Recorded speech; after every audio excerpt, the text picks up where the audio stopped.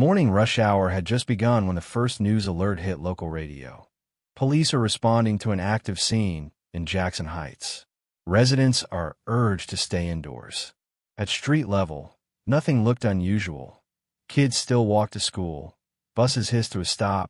Bodegas open their doors. But behind a fourth-floor window of one brick building, the truth was unfolding in silence. Detectives wouldn't say what they found, only that it would change how the neighborhood slept for years to come. Welcome to Evil Crime Cases. Please subscribe to our channel. Please like and share our videos. And don't forget to share your thoughts in the comment section. Now let's get back to the details of the case. In Brooklyn, New York, March 12, 2023, 8:47 p.m. Outside, the streets were wet from an earlier rain, their slick surfaces reflecting fractured streaks of yellow from the streetlights. Inside a narrow three-story townhouse, a single lamp glowed in the living room. The curtains were drawn tight, muffling the faint shadows that moved behind them. From the outside, it looked like any other quiet night. But behind that door, words were being exchanged in voices too low for the neighbors to hear, voices heavy with tension. Then, two gunshots, close together, sharp enough to make a couple walking their dog across the street freeze in place. By the time officers arrived, their body cams captured a blur of chaotic images. Hallway walls closing in tight, the echo of radio chatter, the metallic clink of cuffs, and a woman's trembling hands locked behind her back. Her name was Erica Jennings, 32 years old, a woman neighbors described as the kind who'd shovel your sidewalk without being asked, the unofficial glue of her block.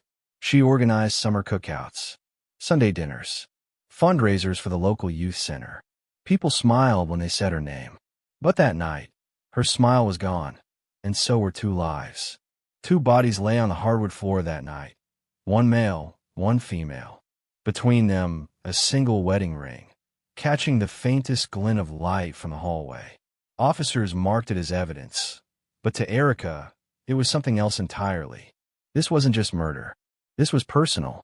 The question is, how does a woman with a spotless reputation, a woman trusted by nearly everyone who knew her, end up standing over two dead bodies with a gun still warm in her hand? New York City, 2009. It was the kind of August heat that softened the asphalt and turned subway platforms into ovens. From the Coney Island boardwalk to the basketball courts in East Flatbush, the air smelled faintly of salt and street food. Nathan's hot dogs, sizzling pretzels, and the sweet burn of roasted peanuts.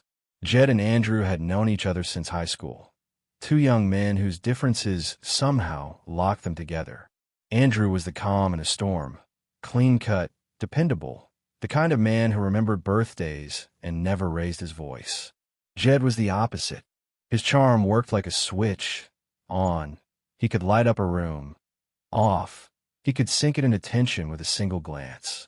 That summer, they spent weekends crowded around a small backyard grill behind Andrew's mother's brownstone. Friend from a neighborhood drifted in.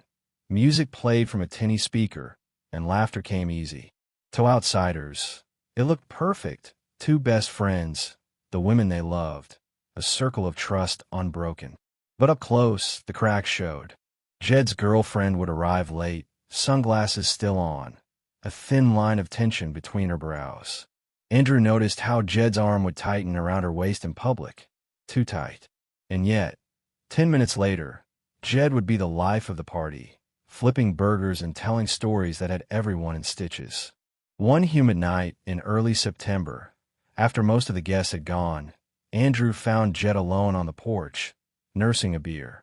The streetlights cast long shadows across his face.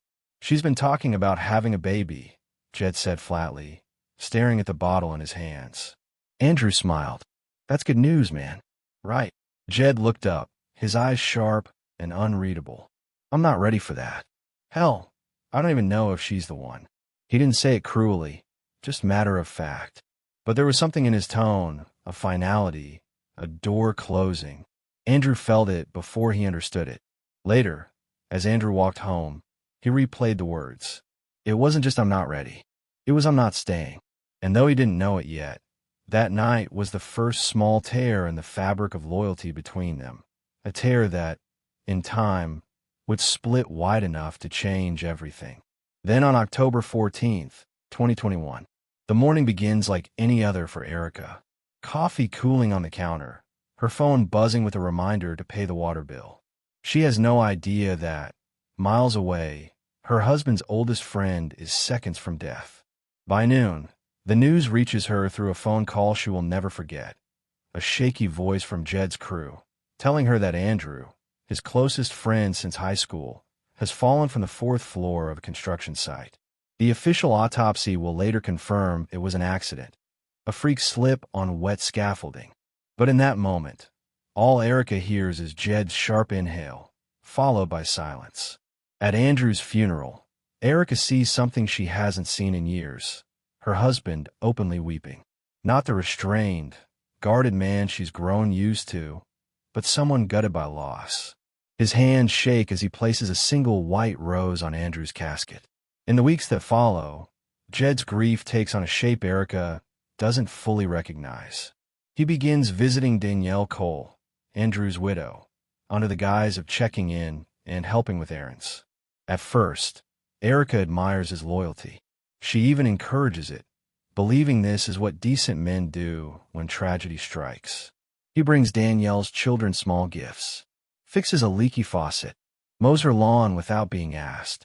Erica tells herself this is compassion in its purest form. But slowly, little changes begin to surface. Jed starts working late more often. His phone, once left on the kitchen counter without thought, now lives face down, screen locked, at his side. His temper flares over small things, a misplaced bill, an overcooked dinner. And then comes the night Erica can't shake. She's alone at the kitchen table when her phone lights up with a notification from their home security app, a motion alert from a street camera. Curious, she opens it. The grainy black and white footage shows Jed's truck parked outside Danielle's home. He steps out at 2:07 a.m., jacket zipped up, head down, glancing once over his shoulder before unlocking the driver's door and pulling away. Her stomach knots. There are no excuses that make sense at that hour. Sometimes, the greatest betrayals don't begin with a kiss. They begin with a knock on the wrong door. The first confrontation came on a Thursday night, while dinner cooled untouched on the table. Erica asked the question carefully, trying not to sound accusing, trying to sound more curious than hurt. Jed didn't hesitate. He leaned back, crossed his arms, and said Danielle just needed a friend. His tone was steady, but his eyes shifted toward the window, as if the truth might be hiding outside. From the outside, friends were split. Some swore Jed's loyalty was unshakable, pointing to his years of hard work, his devotion to family. Others saw something different, a man whose posture had changed, whose phone was never far from his hand, whose laughter seemed brighter when Erica wasn't around. Erica began noticing the details, the kind of details you can't unsee once you've caught them. Receipts from places they'd never been together. A faint trace of cologne she didn't buy for him. Text alerts that he silenced with a quick tap, and a look that dared her to ask. She started keeping a private journal. Every late night, every unexplained errand, every message that felt wrong, but she couldn't yet prove. The neat handwriting became her own silent witness. Rows of ink that didn't speak, but recorded everything. The weight of suspicion pressed in, but still, she told herself that marriage meant trust, and trust meant patience. How long could she keep telling herself that before patience became self-deception? One night, as she sat scrolling on her phone, a notification appeared, an anonymous direct message. Just 4 words. He's not who you think he is. No name, no follow-up.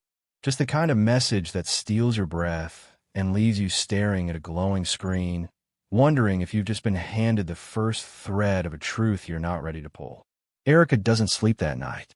At 3:14 a.m., she's still staring at the message, the glow of her phone lighting the room, while Jed sleeps just feet away. The space between them feels like miles. On February 6th, 2023, Brooklyn is gray that morning. The rain doesn't fall in sheets, just in a steady, Fine mist that settles on everything, slicking the sidewalks, beating on car roofs, and softening the edges of the city's noise. Erica is driving slower than usual, windshield wipers brushing away the drizzle in a hypnotic rhythm. She isn't in a hurry, though every muscle in her body hums with restless tension. She parks across from Daniela's apartment building, engine still running. She tells herself she's only here because of a feeling. That's all it is, a vague unease that started months ago, growing sharper with each unexplained late night, each call he took in another room. Through the half-open curtains of his third-floor window, a shadow moves. Erica's breath catches. She leans forward, adjusting her rearview mirror to keep her face hidden from the street. For a moment, nothing, just the faint glow of a lamp and the outline of Daniela's sofa. Then he appears, Jed, in a white t-shirt she washed for him just last week. He's smiling in a way she hasn't seen in months. And then another figure steps into view. The woman is barefoot, her hair still damp, as if she's just stepped out of the shower. She's wearing one of his hoodies, sleeves hanging past her hands. She laughs at something he says, swatting him on the chest. It's a casual intimacy that cuts deeper than anything explicit could have. Erica's stomach tightens, bile rising in her throat. Her pulse roars in her ears, but her mind is painfully clear, cataloging every detail, every movement. The way he tucks a strand of hair behind the woman's ear. The way his hands linger. The way they lean into each other as if the world beyond the glass doesn't exist.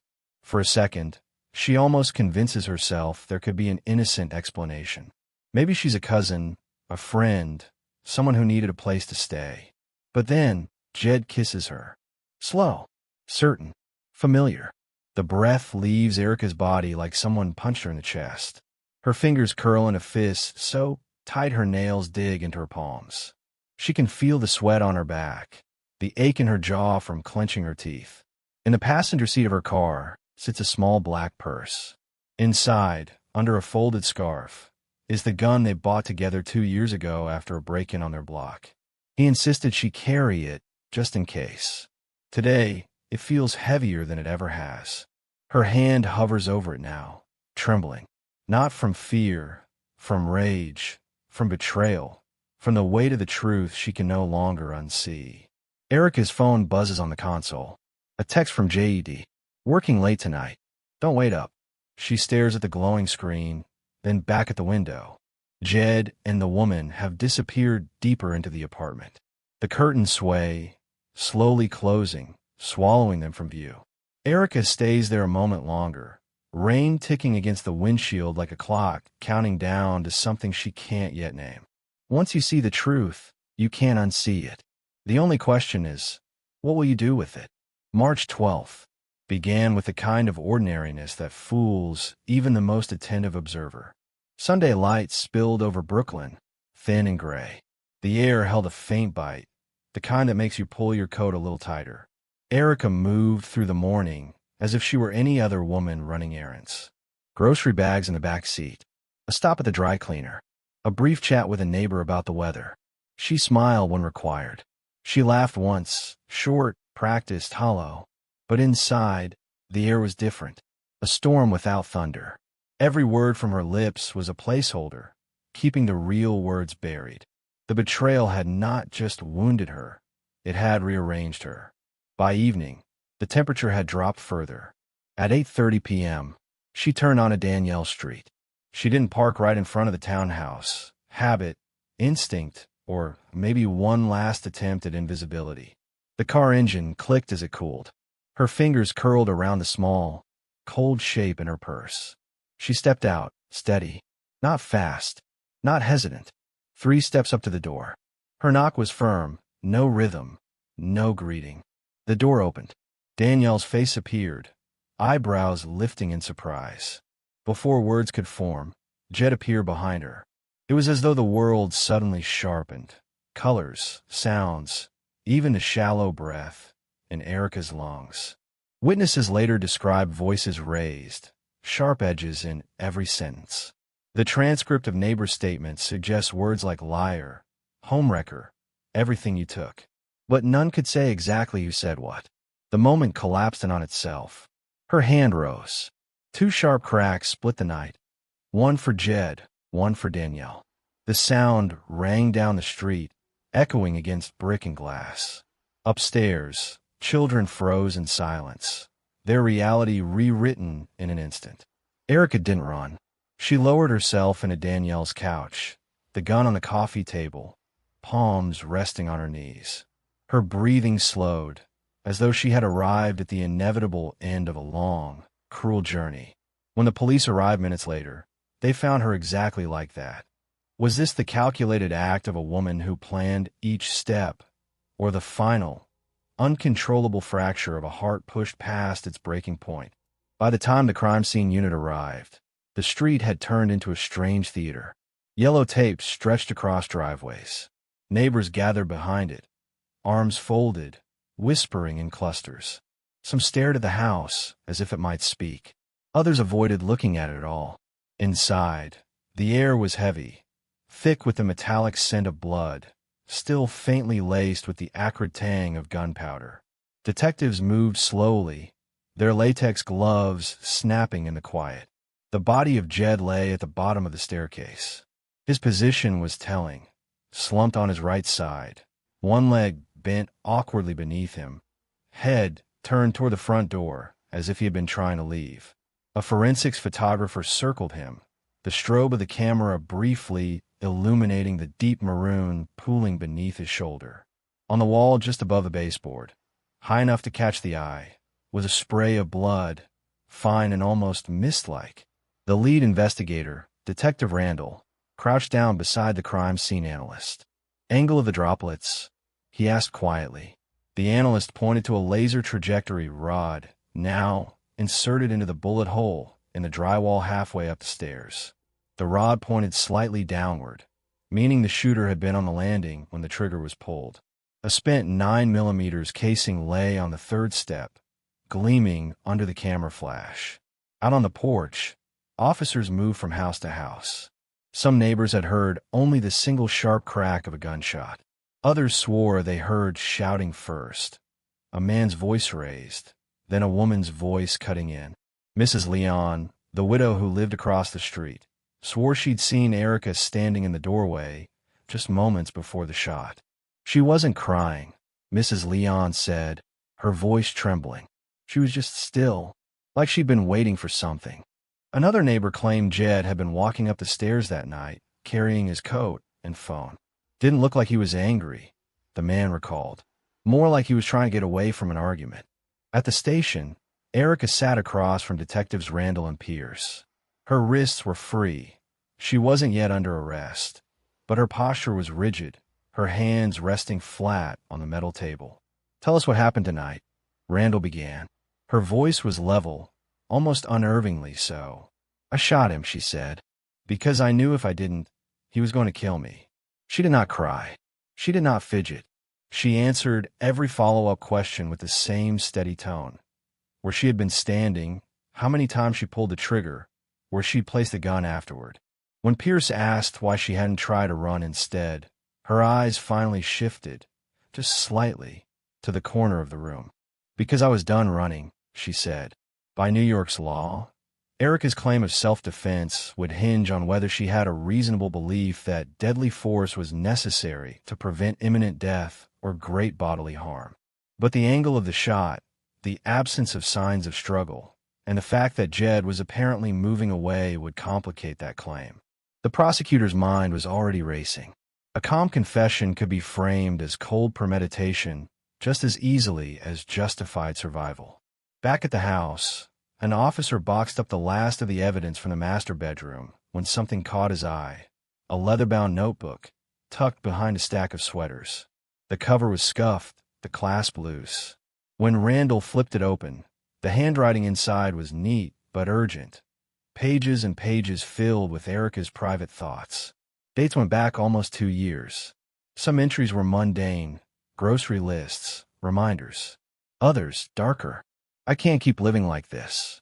One day he'll push me too far." The final entry, dated just a week earlier, was a single line. "If it happens, I hope they understand why." Randall closed the book, his jaw tight. It wasn't just a journal. It was either a lifeline or a roadmap to murder. Narrator's closing line for the chapter. In that moment, the question was no longer simply who pulled the trigger, but why that moment came at all. The courthouse had an unusual stillness that morning. Not silence, exactly, but the muffled hum of whispered conversations and shuffling feet that comes when everyone knows the next few minutes could change lives forever. For 2 days, the jury had been behind closed doors. 48 hours that felt like weeks to those waiting. In the hallway, Andrew's mother had kept her seat by the vending machine, gripping a styrofoam cup of coffee, so long the rim had softened from the heat of her hands. On the other side of the room, Erica's sister stared at her phone, but never unlocked the screen, just tapped it awake again and again, as if expecting a message that would never come. When the bailiff's voice finally called the words, "All rise," the sound cut through every conversation like a blade. The jury filed in, their eyes avoiding the defendant, their steps measured but uneven. The foreperson's voice trembled, whether from nerves or the gravity of the moment. No one could tell. "We, the jury, find the defendant." The word "guilty" landed heavy in the air. A sound left Andrew's mother. Not a scream, not even a cry, but a breath that broke midstream. Erica did not move. Her jaw clenched. She kept her eyes forward, as if looking anywhere else might betray her. Sentencing came a week later. 25 years to life. Again, Erica remained almost unervingly still. The only change was the faint whitening of her knuckles as she gripped the defense table. When given the chance to speak, she rose, glanced briefly toward Andrew's family, and said, "I never meant for this to happen. I wish I could take it back. I'm sorry." Her voice was even almost clinical. Some in the gallery took it as coldness. Others thought they heard a break beneath the surface, but too faint to be sure. Outside, the courthouse steps became an unofficial stage for opinion. A neighbor who'd known Andrew since grade school told reporters, "She got what she deserved. You can't undo what she did." A former co-worker of Erica's disagreed. "This won't bring him back. We just keep burying people and calling it justice." Two stories, two versions of right and wrong, both certain, neither reconcilable. The first winter inside Bedford Hills Correctional Facility is unforgiving. The heating barely cuts through the concrete chill, and the silence after lights out is the kind that forces you to sit alone with every choice you've ever made. Erica is no longer the woman who stepped into that courtroom months ago in tailored black and calm defiance. Now, her days are marked by routine. Morning count, kitchen duty, GED classes she volunteers to teach. She corrects essays with the same care she once reserved for love letters. Her handwriting neat, almost motherly. She keeps a small box under her bed, just paper scraps and folded drawings from inmates who have long since been released. In it, she hides the letters she's written to Andrew's children. None of them ever returned. Each envelope bears the return-to-sender stamp in faded red, and she reads them anyway, as if the act of rereading might undo the years or rewrite the ending. Outside prison walls, the echo of her actions still ripples. Andrew's children now live with their mother's cousin in a quiet suburb 3 hours away. Neighbors there speak kindly of them, polite, well-mannered, a little too grown for their age. They don't talk about their father. Jed's once thriving construction business has shuttered. Bankruptcy notices piled up until the company name was stripped from the faded sign on the office building. Danielle's house, the one she thought would be her sanctuary, sold to strangers. Both of them are ghosts in their own circles, reduced to stories told in low voices when someone wants to prove that betrayal can collapse a life faster than any disaster. What does loyalty mean when it is asked of you in silence? What does betrayal mean when it walks into your life dressed as love? There are choices that feel righteous in the moment and look monstrous in the rear view. Erica will spend the rest of her life tracing that thin, vanishing line between the two. Through the bars of her cell, she sometimes catches the snow falling over the yard. She wonders if it's the same in the place where Andrew's children sleep. She wonders if they remember her as the woman who loved their father or the woman who took him away. If you love someone enough to give them everything and they shattered it without hesitation, how far would you go to take something back? And once you cross that line, would you even recognize yourself on the other side?